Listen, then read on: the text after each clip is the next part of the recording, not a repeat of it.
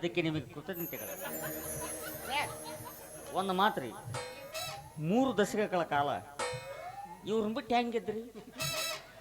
ಮನ್ಯಾಗ ಒಬ್ಬರೇ ಇದ್ರು. ಏನೇನು ಕೇಳಿದ್ನೆಲ್ಲೇ ಬೋಸುಡಿಕೆ ಸರಿಯಿಂದ ನೀವು ಹೋಗಿರೋದು ಯುದ್ಧಕ್ಕೆ ಆದ್ರೂ ಒಬ್ಬಕ್ಕೆ ಇರ್ಬೇಕಲ್ಲ ಅವ ಮನ್ಯಾಗ ನೀವು ಇರ್ಬೇಕಪ್ಪ. ಸುಮ್ಮನಿರ್ತಿ ಅಮ್ಮವ್ರ, ಭಾಳ ಸುಮ್ಮಿರ್ತೀರಿ ನೀವು. ಸುಮ್ಮಿರ್ತಿ ಅಲ್ಲಿ ಸುಮಿತ್ರಾ ಮೇಡಮ್ ಅಲ್ರಿ? ಏಯ್ ಸುಮತಿ ಮೇಡಮ್ ಅವ್ರು. ಬ್ಯಾಡ್ರಿ, ನಾಳೆ ನೀವು ಸುಮ್ಮಿರ್ತಿ ಅಮ್ಮರ ಮಾಡ್ಕೊಂಬಿಡ್ರಿ. ಫೋನ್ ಹಚ್ಚಿ ಬೈದು ಬಾರ್ಲೋ ಬಾಡಿ ಅನ್ನಕ್ ಬರಲ್ಲ ನಿಮ್ಮ. ಅವ್ರೆ ನಿನ್ನಂಗ ಆಲ್ತು ಪಾಲ್ತು ಅದಾರ್ಲಿ, ಆರ್ಮಿ ಆಫೀಸರ್ ಯುದ್ಧಕ್ಕೆ ಹೋಗ್ಯಾರವ್ರು, ಹಂಗ್ಯಾಂಗ ಕೊರ್ತಾರವ್ರು. ಒಂದು ವಿಷಯ ನಾನು 100 ಜನಕ್ಕೆ ತಿಳಿಸಲೇಬೇಕು. ಪ್ಲೀಸ್ ಸರ್ ಅದು ಬೇಕ್ರಿ. ಕಾಶ್ಮೀರದ ಗಡಿಯಲ್ಲಿ ನಿಂತು ಸಾವಿರಾರು ಜನ ಟೆರರಿಸ್ಟ್ಗಳನ್ನು ಸುಟ್ಟಾಕಿ ಜೀವಂತವಾಗಿ ಹುಟ್ಟೂರು ಈ ಸತ್ತಿಗಿರಿ ತೋಟದ ವಸ್ತಿ ಗ್ರಾಮಕ್ಕೆ ಕಾಲಿಟ್ಟಿದ್ದನೆಂದರೆ ಅದಕ್ಕೆ ಕಾರಣ ನನ್ನ ತಾಯಿಯ ಋಣ, ಇಲ್ಲಿಯ ಮಣ್ಣಿನ ಗುಣ.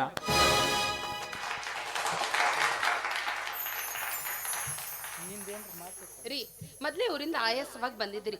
ಒಂದ್ ಹಂಡೆ ನೀರ್ ಕಾಸಿದ್ದೀನಿ, ಮೊದ್ಲು ಜಳಕ ಮಾಡಿ ನಡೀರಿ. ಅಲ್ಲ, ಸ್ನಾನ ಆಮೇಲೆ ಮಾಡಿದ್ರೆ ಸ್ನೇಹಿತರು ಮನೆಯವರಿಗೆ ಬಂದಿದ್ದಾರೆ. ಬರುವಾಗ ಅವ್ರಿಗೋಸ್ಕರ ಆಪಲ್ ತೆಗೆದುಕೊಂಡು ಬಂದಿದ್ದೀನಿ. ನೋಡ್ರಿ ಜಳಕ ಮಾಡ ನೋಡ್ರಿ. ಅವನವ್ನ ಜಳಕನ ಕಂಡಿಲ್ರಿ ಅವ. ಮಳೆ ಆದಾಗ ಜಳಕ ಜಳಕ ಮಾಡನ್ರಿ. ಸಾಮೂಹಿಕ ಮಾಡಕ ಬಿಸಿರು ಕಾಯ್ಸಾರಂತ್ರಿ, ಸುಮ್ಮಿರ್ತಿ ಅಮ್ಮವ್ರು. ಅಲ್ಲ, ಸ್ನಾನ ಆಮೇಲೆ ಮಾಡ್ತೀನಿ. ಆಪಲ್ ತಗೊಂಬಂದ್ರಪ್ಪ. ನಿಮಗೋಸ್ಕರ ಬರುವಾಗ ಆಪಲ್ ತೆಗೆದುಕೊಂಡು ಬಂದಿದ್ದೀನಿ. ಆ ಸಟ್ ಇವ್ ಕೊಡ್ರಿ ಸರ್. ಇವ್ ಬರೀ 12 ಸುಮಾರು ನಂದು ಹಾಸ್ಪಾಟ ಕೇಳ್ತಾನ್ರಿ ಇವ್. ನಾ ತಂದಿರೋ ಸಟ್ ಅಲ್ಲ, ತಿನ್ನು ಆಪಲ್ ಸೇಬು ಹಣ್ಣು ತಂದಿದ್ದೆ. ಓ, ತಿನ್ನೋದು ತಂದಿರೇನು? ತಿನ್ನೋದೇನ್ ಮಾಡ್ತೀರಿ ಬಿಡ್ರಿ ಅಪ್ಪ.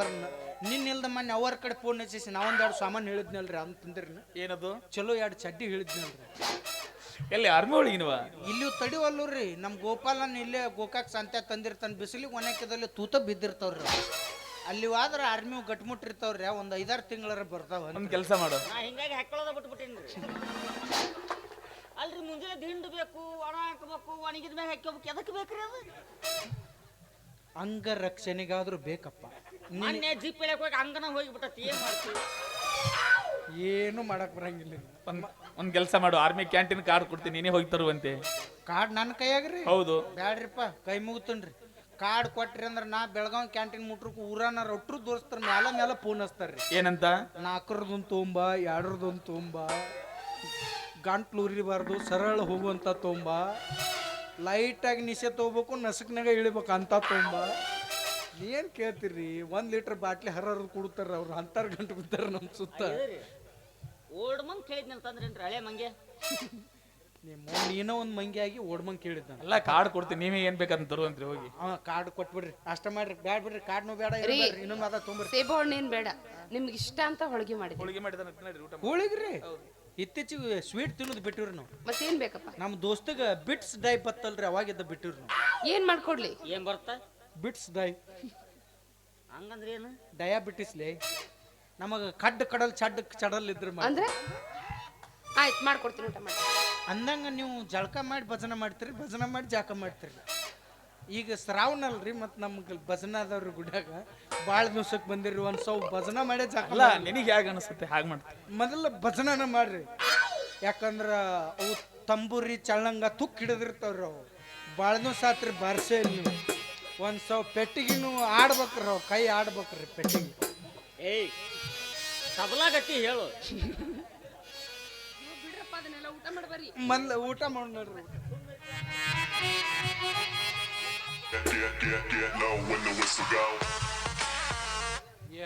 ಬಂದಲ್ಲಿ ಅವ್ರ ಮಗ ಬಂದ್ಲೆ. ಏನೋ ಏಯ್, ಒದ್ದಂದ್ರೆ ನೀನು ಕಟಬಾಯಿ ಮೇಲೆ ಬಿಡುತ್ತಾನೆ ರೀ. ಅಲ್ಲೋಡಿ, ನಮ್ಮ ಮಗ ಮಹೇಂದ್ರ ಬಂದ. ಅದು ಅವಂದಲ್ರಿ, ನಮ್ಮ ದೋಸ್ತಂದ್ರೆ ಮಹೇಂದ್ರ ಗಾಡಿ. ಅದು ಉಳ್ಳಾಗಡ್ಡಿ ಸೀಸನ್ ತಂದಿವ್ರಿ ನಾವು. ಗಾಡಿ ಅಲ್ವೋ, ಮತ್ತೆ ನನ್ನ ಮಗ ಮಹೇಂದ್ರ. ಯಪ್ಪ, ಅವ ಯಾಕೆ ಬಂದ್ಲಿ ಇಲ್ಲ? ಯಾಕೆ ಎದ್ರತೇನ ಅಲ್ಲಿಡ ತುಳ್ದಾ ಬಿಡ್ತ ನಾವು. ನಿಮ್ಮ ಅವ್ನ ಮಾಡಿ ನಿನ್ನ ತುಳ್ದಾನವ. ಈಗ ಬೇಕಾಗಿತ್ತನ ಅದು. ಮತ್ತ ಏನ್ರಿ ಹೇಳಿ ಸಂಬಳಕ್ಕೆ ಹೋಗೋಣ. ದೋಸ್ತ್ ಸರ, ನೀವು ಇನ್ನೂ ಚಲೋದ್ರಿ. ನಿಮ್ಮ ಮಗ ಭಾಳ ಕೆಟ್ಟದ ಸರ್. ಯಾಕೇನಾಯ್ತು? ನೀವು 7ನೇತಿದ್ದಾಗ ಇದು ಕೂತ ಚರಿಗೆ ಹೋಗಿದ್ರಿ ಅವ. ಸುಮ್ ನಿಮ್ಗೆ ಫೋನ್ ಹಚ್ಚಿ ಹೇಳ್ಬೇಕನ್ನಿ, ನಂದು ಚರಿಗೆ ಕೇಳಿದ್ರೆ ತದ್ನ ಹುಡುಕಾಡಿದ್ರು ಬಿಜಿ ಇದ್ನೆ. ಭಾಳ ಅಂದ್ರೆ ಭಾಳ ಕೆಟ್ಟದ ಸರ. ನೀವು ಹಾದಿ ಮೇಲೆ ಕೂತಿರ್ಬೇಕು, ಮದ್ದಿರ್ಬಹುದು. ನಿಮ್ಗೆ ಆಗಲೇ ಒಂದು ಮಾತು. ಸರ್, ಹಾದಿ ಮೇಲೆ ಕೂತೀವ್ರಿ, ನಾವೇನು ಬಂದು ನಿಮ್ಮ ಮನ್ಯಾಗ ಕೂತಿದ್ವಿ ಅನ್ರಿ. ಹಂಗೆ ಓದೋದ್ರಿ ಸರ್. 4 ಪ್ರವೇಶ ಬರ್ದಾನಂತ 2 ಪ್ರವೇಶ ಬರ್ದಂದ್ರೆ ಮುಗಿದೋತ್ರಿ. ಗನ ಚೊತ್ತು ಹೊಸಾದಾತ್ರಿ ಸರ್. ಏನಾರ ಮಾಡ್ರಿ ಸರ್, ನಾವು ಊಟನೂ ಬೇಡ ಏನೂ ಬೇಡ ನಾವು ನೋಡ್ತೀವಿ ಸರ್. ಭಾಳ ಕೆಟ್ಟದ ಅಲ್ರಿ. ಒದ್ದು ಹೋಗೋದು ಒದ್ದು ಹೋಗ್ಯಾನ. ನಮ್ಮ ದೋಸ್ತಿಗೆ ಮುಂದೆ ಕಲ್ಲು ಸಿಕ್ಕತಿ ಪುಣ್ಯ. ಇರ್ಲಿಲ್ಲ ಅಂದ್ರೆ ಏನ್ ಮಾಡ್ಬೇಕ್ರಿ ಆ ಹೊತ್ನಾಗ? ಲೈಟಿಂಗ್ ಕಂಬಕ್ಕೆ ತಿಕ್ಕಿ ಬರ್ತಿದ್ದೆ. ಇವತ್ತು ಊರಿಂದ ನಿಮ್ಮಪ್ಪ ಬರ್ತಾರಂತ ಗೊತ್ತು ತಾನೆ. ರೈಲ್ವೆ ಸ್ಟೇಷನ್ ಹೋಗಿ ನಿಮ್ಮಪ್ಪನ ಕರ್ಕೊಂಡು ಬರೋದನ್ನ ಬಿಟ್ಟು ಎಲ್ಲಿಗೆ ಹೋಗಿದ್ಯೋ ಊರು ಸುತ್ತೋಕೆ. ಮಹೇಂದ್ರ, ನನ್ನ ಸ್ವಾಗತ ಮಾಡಬೇಕೆಂದು ನಾನು 100 ಜನ ರೈಲ್ವೆ ಸ್ಟೇಷನ್ ವರೆಗೆ ಬಂದಿದ್ದು. ಆ ಸಾವಿರಾರು ಜನಗಳ ಮಧ್ಯೆ ನನ್ನ ಕಣ್ಣುಗಳ ನಿನ್ನನ್ನೇ ಹುಡುಕ್ತಾ ಇದ್ದು. ಅಲ್ಲೆಲ್ಲೂ ನೀನು ಸುಳಿವೆ ಸಿಗಲಿಲ್ಲ. ಹೋಗ್ಲಿ ಬಿಡು, ಈಗಲಾದ್ರೂ ಬಂದಿಯಲ್ಲ. ಹೇಗಿದೆಯೋ ಕಂದ? ಯಾಕಂತ ಇದ್ದೇನೆ ಅಂದೆ. ಯಾಕೆ ಕಾಣ್ತಾ ಇದ್ರೇನು? ನನ್ನ ಮಗ ಅಂದ್ಮೇಲೆ ಒಳ್ಳೆ ಮಣ್ಣಮತಿ ಇದ್ದಾಗಿದೆಯಲ್ಲ. ಅಂದಾಗೆ ಯಾರೀ ಹುಡುಗಿ? ಇವಳು ನನ್ನ ಹೆಂಡತಿ ಅದಾಳ, ಶರ್ಮಿಳಾ ಅಂತ. ನಿನ್ನ ಹೆಂಡತಿ ಶರ್ಮಿಳಾನ? ಹಾ, ನನ್ನ ಹೆಂಡತಿ ಶರ್ಮಿಳಾ. ಅಲ್ಲಪ್ಪ, ಏನ್ ಹೇಳ್ತಾ ಇದೀಯೋ ನೀನು? ನೀನ್ ಹೇಳ್ತಿರೋ ಮಾತು ಕರೆನ ಐತಿವಾ? ಕರೆನ ಐತಿ. ಇವಳು ನಾನು ಪ್ರೀತಿ ಮಾಡಿದ ಹುಡುಗಿ ಅದಾಳ. ಅದಕ್ಕಾಗಿ ರಿಜಿಸ್ಟರ್ ಆಫೀಸ್ ಹೋಗಿ ಮ್ಯಾರೇಜ್ ಮಾಡಿಕೊಂಡು ನೇರವಾಗಿ ಮನೆಗೆ ಬಂದಿದ್ದೀನಿ. ಏನು ಮುಂದೆ ಮನೆಯಾಗ ಇರ್ತಾಳು. ಇಷ್ಟ ಸಾಕು, ಇನ್ನು ನಾನೇನಾದ್ರೂ ಹೇಳಬೇಕು? ಸಾಕಪ್ಪ, ಸಾಕು. ನಿನಗೆ ಜನ್ಮ ನೀಡಿದ್ದಕ್ಕೆ ನನ್ನ ಜನ್ಮ ಸ್ವಾರ್ಥಕ್ಕಾಗೋಯ್ತು. 3 ದಶಕಗಳ ಕಾಲ ಗಡಿಯಲ್ಲಿ ನಿಂತು ಸೇವೆ ಮಾಡಿ ನಿವೃತ್ತಿ ಹೊಂದಿ ಮನೆಗೆ ಬಂದ ಅಪ್ಪನಿಗೆ ಮರೆಯಲಾರದ ಕಾಣಿಕೆಯನ್ನೇ ಕೊಟ್ಟೆ. ಅಲ್ವಾ, ನೀನ್ ಮದ್ವೆ ಆಗ್ತೀನಿ ಅಂತ ಒಂದೇ ಒಂದು ಮಾತು ಹೇಳಿದ್ರ ಒಳ್ಳೆ ಮನೆತನದ ಹೆಣ್ಣು ನೋಡಿ ನೀನು ಮದ್ವೆ ನಾವು ಮಾಡ್ತಿದ್ವಲ್ಲೋ. ಅಂದ್ರ ನಾನು ಭಿಕಾರಿ, ಲಜ್ಜೆಗೆಟ್ಟವಳು, ಹೊಲಸು ಮನೆತನದಿಂದ ಬಂದೀನಿ ಅಂತ ತಿಳಿದಿರೇನ್ರಿ? ನೋಡ್ರಿ, ಮಾತಾಡ್ಬೇಕಾದ್ರ ಮಾತಿನಾಗ ಹಿಡ್ತಾ ಇಟ್ಕೊಂಡು ಮಾತಾಡ್ರಿ. ನೋಡುವ ತಂಗಿ, ಮದ್ವೆ ಅಂದ್ರ ಗುರು ಹಿರಿಯರು, ಅಣ್ಣ ತಮ್ಮ, ಅಕ್ಕ ತಂಗಿ, ಜಾತಿ ಕುಲ ಗೋತ್ರ ಎಲ್ಲ ನೋಡಿ ಮಾಡುದಕ್ಕ ಮದ್ವಿ ಅಂತಾರ. ಅಷ್ಟಿಲ್ದ ಹಿರಿಯರು ಒಂದು ಮಾತು ಹೇಳ್ಯಾರೇನ್ರಿ, ನಾಯಿನ್ ನೋಡಿ ಕುನ್ನಿ ತರಬೇಕಂತ, ತಾಯಿನ್ ನೋಡಿ ಕನ್ಯಾ ತರಬೇಕಂತ. ಏನ್ರಿ ಇದು? ಏನಿದು? ನಾನು ಕೀಳು ಜಾತಿಯವಳು, ಯಾರಿಲ್ಲದ ಅನಾಥೆ, ಮರ್ಯಾದೆ ಕೆಟ್ಟವಳು ಮಗಳು ಅಂತ ನಿಮ್ಮ ತಾಯಿ ಬಾಯಿಗೆ ಬಂದ ಹಾಗೆ ಮಾತಾಡ್ತಾ ಇದ್ರು. ನೋಡ್ಕೊಂತ ಕಲ್ಲಿನ ನಿಂತ್ರಲ್ಲ. ಅಯ್ಯೋ, ನಿನಗೆ ಯಾಕೆ ಅನ್ನಕ್ ಹೋಗ್ಲಿ? ನಿನಗೆ ಯಾಕೆ ಅನ್ನಕ್ ಹೋಗ್ಲಿ? ನನ್ನ ಮಗ ಮಾಡ್ಕೊಂಡು ಬಂದಿರೋ ಘನಂದಾರಿ ಕೆಲ್ಸಕ್ಕ ನನ್ನ ಹೊಟ್ಟೆ ಉರಿಯಕತ್ತವ. ಆ ಸಂಕಟಕ್ಕ ನನ್ನ ಮಗನಿ ಮಾತಾಡಕತ್ತೀನಿ. ಸಾಕ್ ಸುಮ್ನಿರೋ.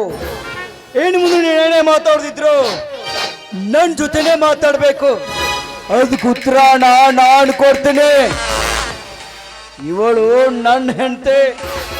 ಏನ್ ಮುಂದೆ ನನ್ನ ಹೆಂಡತಿಗೆ ನೀನೇನೇ ಹೇಳ್ಕೊಡ್ದು, ಏನು ಮಾತಾಡ್ಕೊಡ್ದು.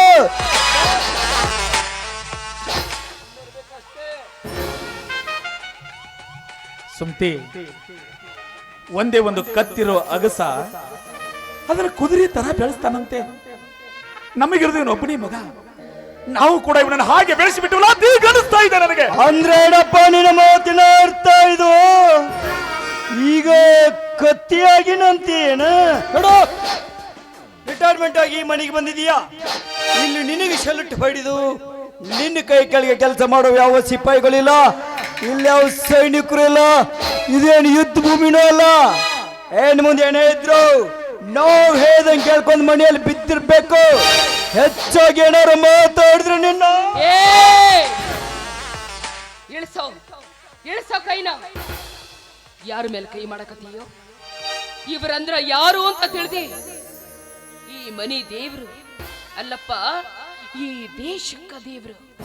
ಇವತ್ತು ನೀವೇನಾರ ಕೈಯಾಗ ಮೊಬೈಲ್ ಹಿಡ್ಕೊಂಡು ಚೈನಿ ಮಾಡ್ಕೊಂಡು ಇಂಥ ಹುಡುಗಿಯರ ಸೀರೆ ಸೆರೆಗೆ ಹಿಡ್ಕೊಂಡು ಸುತ್ತಾಡಕತ್ತೀರಿ ಅಂದ್ರ ಅದಕ್ಕ ಕಾರಣೀಭೂತನ ಇಂಥ ಯೋಧರು. ಮನಿ ಮಠ ಹೆಂಡತಿ ಮಕ್ಕಳು ಎಲ್ಲರನ್ನು ಬಿಟ್ಟು ಚಳಿ ಗಾಳಿ ಮಳಿ ಏನನ್ನೂ ಲೆಕ್ಕಿಸ್ತ ತಮ್ಮದು ಜೀವದ ಮ್ಯಾಲಿನ ಹಂಗು ತೊರೆದು ನಮ್ಮ ದೇಶದ ಗಡಿ ಕಾಯ್ತನಲ್ಲ ಯೋಧ. ಇಂಥ ನನ್ನ ದೇವರಿಗೆ ಎದುರುತ್ತರ ಕೊಡ್ತೀಯ? ತಪ್ಪಾಯ್ತು ಅಂತ ಇವರ ಕಾಲಿಗೆ ಬಿದ್ದು ಕ್ಷಮೆ ಕೇಳು. ಸುಮ್ತಿ, ಈಗ ಬೈದು ಒದರಾಡಿದರೆ ಏನು ಪ್ರಯೋಜನ? ಮಕ್ಕಳನ್ನು ಹೇಗೆ ಬೆಳೆಸಬೇಕಂತ ಮನೆಯಲ್ಲಿ ಹಿರಿಯರಿಗೆ ಗೊತ್ತಿರಬೇಕು. ಒಬ್ಬನಿ ಮಗ ಅಂತ ಅವನಿಗೆ ಕಷ್ಟ ಕೊಡದೆ ಅವನು ಇಷ್ಟದಾಗಿ ಬೆಳೆಸಿಬಿಟ್ಟಿವಲ್ಲ, ಅದರ ಪ್ರತಿಫಲ ಇದು. ಮಕ್ಕಳಿಗೆ ಶಾಲೆ ಕಲಿಸ್ಬೇಕು ನಿಜ, ಅದ್ರ ಜೊತೆ ಸಂಸ್ಕಾರ ಕಲಿಸ್ಬೇಕು, ಜೊತೆಗೆ ದುಡ್ಡಿನ ಬೆಲೆ ತಿಳಿಸ್ಕೊಡ್ಬೇಕು. ಅಂದಾಗ ಮಾತ್ರ ಜನ್ಮ ಸಾರ್ಥಕಾಗ್ತದೆ ಕಣೆ.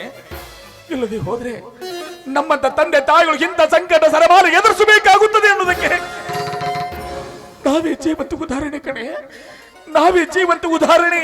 ರೀ, ತಾಯಿಯಾದವಳು ತನ್ನ ಮಗುನ 9 ತಿಂಗಳು ಗರ್ಭದಲ್ಲಿಟ್ಟು ಕಾಪಾಡ್ತಾಳೆ. ತದನಂತರ ಸಾವು ಬದುಕಿನ ಮಧ್ಯೆ ಹೋರಾಟ ನಡೆಸಿ ಹೊರ ಪ್ರಪಂಚಕ್ಕೆ ಕರೆತರ್ತಾಳೆ. ಆ ಹಕ್ಕಿಗೆ ರೆಕ್ಕೆ ಪುಕ್ಕ ಎಲ್ಲ ಬಲತ ಮ್ಯಾಗ ಪಕ್ಕದಾಗ ಇಂಥ ಒಬ್ಬಕಿ ಸುಂದರಿ ಸಿಕ್ಕ ಮ್ಯಾಗ ಹೆತ್ತವರನ್ನೇ ಮರ್ತು ಬಿಡ್ತಾರೆ. ಮುಗಿತೇನವ? ಮಾತಾಡ್ದೆಲ್ಲ ಮುಗಿತೇನು? ಎಷ್ಟು ಸಲ ಹೇಳ್ಬೇಕ್ರ ನಿನ್ಗೆ ಬಾಯಿ ಮುಚ್ಕೊಂಡು ಸುಮ್ಮನಿರವ ಅಂತ? ನೀನು ನನ್ನ ಪಾಲಿನ ತಾಯಿ ಅಲ್ಲ, ನನ್ನ ಪಾಲಿನ ದೊಡ್ಡಣ್ಣ.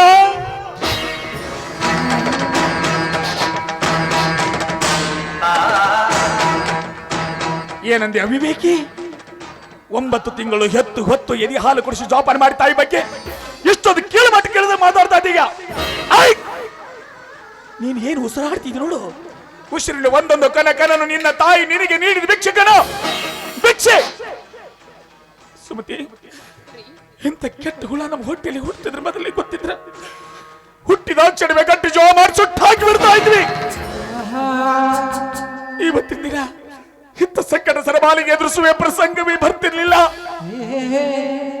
ಅಷ್ಟಿಲ್ಲದೆ ಹೇಳ್ಯಾರೇನ್ರಿ, ಮುತ್ತು ಕೊಡೋಳು ಬಂದಾಗ ತುತ್ತಿಟ್ಟವಳನ್ನ ಮರೆತು ಬಿಡುವುದು ಈ ಲೋಕದ ರೂಢಿ ಎಂದು. ಅಂದ್ರ ಏನ್ರಿ ನಿಮ್ ಮಾತಿನ ಅರ್ಥ? ಏನ್ ಅರ್ಥ? ಇಷ್ಟಕ್ಕೆಲ್ಲ ನಾಡ ಕಾರಣ ಅಂತೀನೇನು? ನಾನು ನಿಮ್ಗ ಮೊದಲ ಬಡ್ಕೊಂಡಿ ನನ್ನ ಬೆನ್ನ ಹತ್ತಿ ಬರಬೇಡ್ರಿ, ಪ್ರೀತಿ ಪ್ರೇಮ ಅಂತ ನನ್ನ ನಂಬಿಸ್ಬೇಡ್ರಿ ಅಂತ ನನ್ನ ಮಾತನ್ನ ನೀವೆಲ್ಲಿ ಕೇಳ್ತೀರಾ? ನಿಮ್ಮತ್ತ ಗಂಡಸರು ಇಷ್ಟು ಹೆತ್ತವರ ಗುಲಾಮರಾಗಿ ಬಿದ್ದಿರ್ತೀರಾ? ಸುಮ್ಮನೆ ಅವ್ರು ಹೇಳಿದಂಗ ಅವ್ರು ತೋರಿಸಿದವ್ರನ್ನ ಮದುವೆ ಮಾಡ್ಕೊಂಡು ಮನೆಯಾಗ ಬಿದ್ದಿರ್ಬೇಕು. ಅದನ್ನ ಬಿಟ್ಟು ನಮ್ಮಂತ ಅಮಾಯಕ ಹುಡುಗಿಯರನ್ನ ನಂಬಿಸಿ ನಮ್ಮ ಜೀವನ ಯಾಕ್ರಿ ಹಾಳು ಮಾಡ್ತೀರಾ?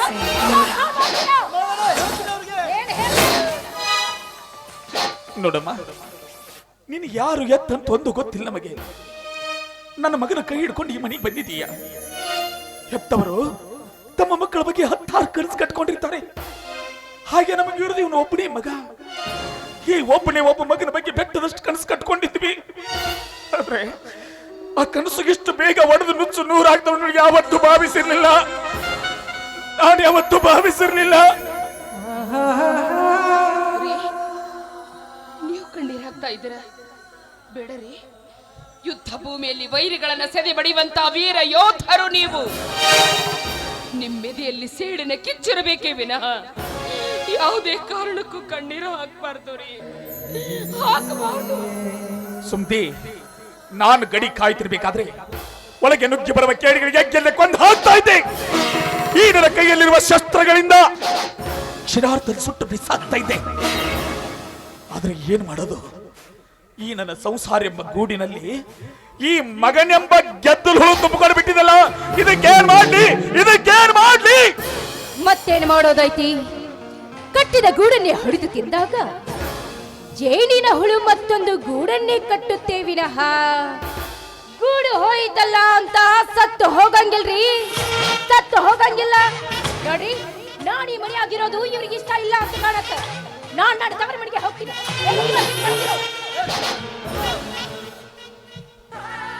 ನೀನ್ ಹೋದಂತ್ರ ಈ ಹಾಳಾದ ಮನೆಯಲ್ಲಿ ನಾನು ಯಾಕಿರ್ಬೇಕು? ನಾವು ಪ್ರೀತಿ ಮಾಡಿ ಮದುವೆ ಮಾಡ್ಕೊಂಡ್ ಬಂದಿದ್ದು ಅವ್ರಿಗೆ ಇಷ್ಟ ಇಲ್ಲ ಅಂತ ಅನಿಸುತ್ತೆ. ಹೀಗಿರುವಾಗ ಈ ಹಾಳಾದ ಮನೆಯಲ್ಲಿ ಇರುವುದೇ ಬೇಡ.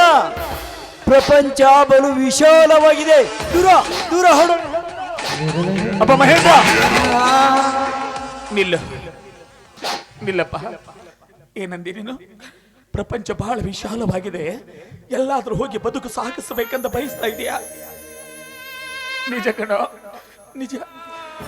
ರೆಕ್ಕೆ ಬಲಿತ ಮೇಲೆ ಹಕ್ಕಿ ತಾಯಿ ಗೂಡನ್ನು ಬಿಟ್ಟು ಬಹು ದೂರ ಹೋಗುವುದು ಸಹಜ. ಹಾಗೆ ನೀನು ಹಕ್ಕಿ ಅಲ್ಲ, ಪಕ್ಷಿ ಅಲ್ಲ, ಪ್ರಾಣಿ ಅಲ್ಲ, ಕಾಡು ಮೃಗಾನೂ ಅಲ್ಲ.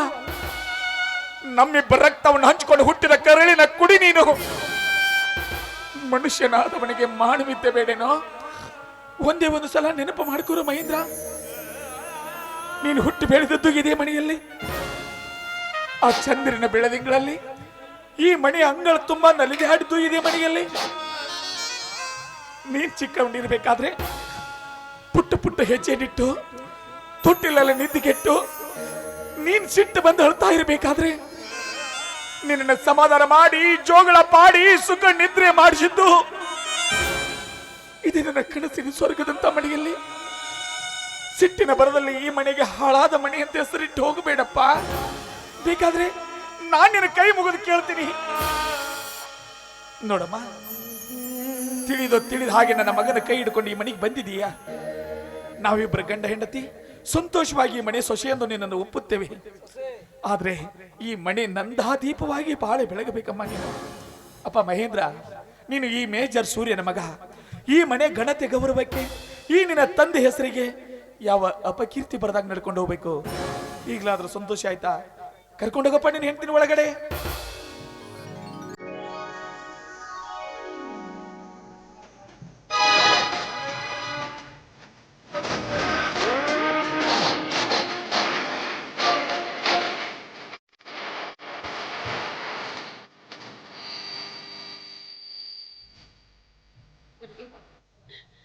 ದಯವಿಟ್ಟು ನನ್ನ ತಪ್ಪನ್ನ ಕ್ಷಮಿಸ್ಬಿಡಿ ಅಂದ್ರೆ ಕ್ಷಮಿಸ್ಬಿಡಿ.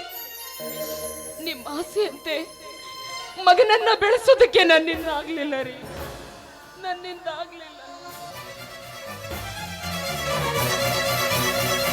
ಸುಮ್ತಿ, ಯಾವ ಜನ್ಮದ ಕರ್ಮದ ಫಲನೋ ಏನೋ ನಮ್ಮ ಮಗ ನಮ್ಮಿಷ್ಟದಂತೆ ಬೆಳೆಯಲಿಲ್ಲ ಕಣೆ, ನಮ್ಮಿಷ್ಟದಂತೆ ಬೆಳೆಯಲಿಲ್ಲ.